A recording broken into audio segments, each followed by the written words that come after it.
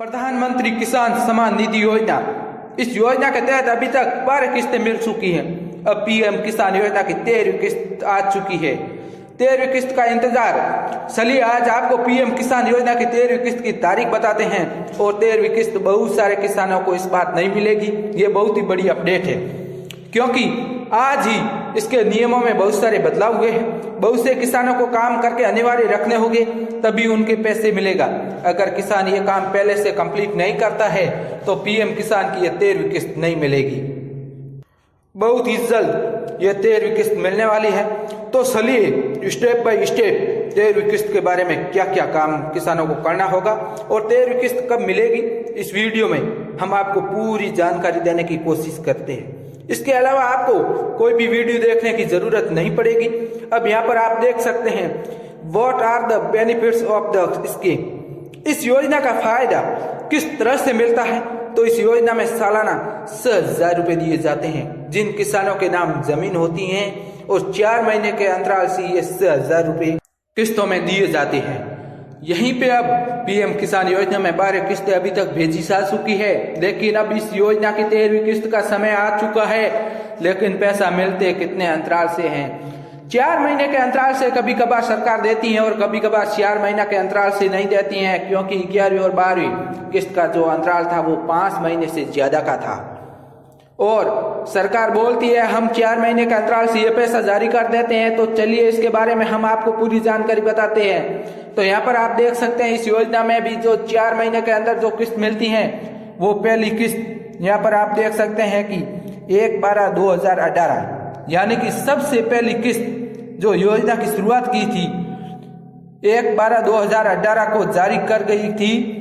अब उसके 4 महीने बाद यानी 31/3/2019 तक का इसका समय रहता है, यानी दिसंबर से लेकर मार्च तक का जो समय है वो पीएम किसान योजना के एक किस्त का रहता है। अब दूसरी किस्त का भी समय आप देख सकते हैं 1/4/2019, यानी कि अप्रैल से लेकर यहाँ पर आप देख सकते हैं 31/7/2019 यहाँ पर लिखा हुआ है। अप्रैल से जुलाई तक का समय दूसरी किस्त का रहता है। तीसरी किस्त यहाँ पर आप देख सकते हैं 1/8/2019 से लेकर 30/11/2019 को तीसरी किस्त भेजी गई थी और पहले साल का ये पैसा दिया गया था। उस समय ये पीएम किसान योजना की एक गाइडलाइन भी जारी की थी, जो नियम भी जारी हो चुके थे।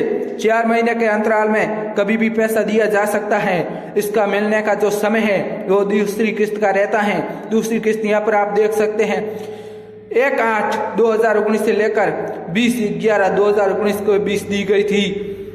और जो पहली साल में जो पैसा दिया गया था वो उसी समय पीएम किसान योजना की एक गाइडलाइन भी जारी की थी।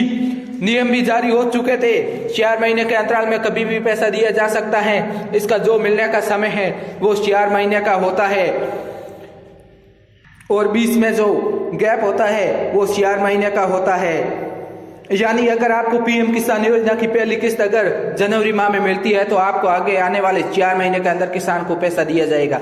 इस तरह पीएम किसान योजना के नियम है, यानी अब 17 अक्टूबर को जो किसानों को पैसा मिला था, अब उसके बाद दिसंबर माह में पीएम किसान योजना की 13वीं किस्त का समय हो चुका है।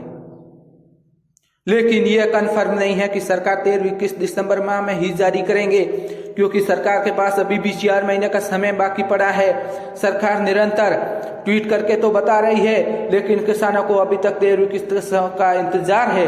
अब सरकार मार्च तक पीएम किसान योजना का पैसा जारी कर सकती है, क्योंकि सरकार हाल ही में बदलाव के पास पीएम किसान योजना के नियमों के अनुसार दिसंबर से लेकर मार्च तक का समय है और यह कभी भी जारी कर सकती है। इसमें किसान योजना के अंतर्गत ये नहीं कह सकता कि या फिर सरकार के पास पैसा उपलब्ध नहीं है। यह दिसंबर के से लेकर मार्च के बीच पीएम किसान योजना का पैसा कभी भी जारी कर सकती है।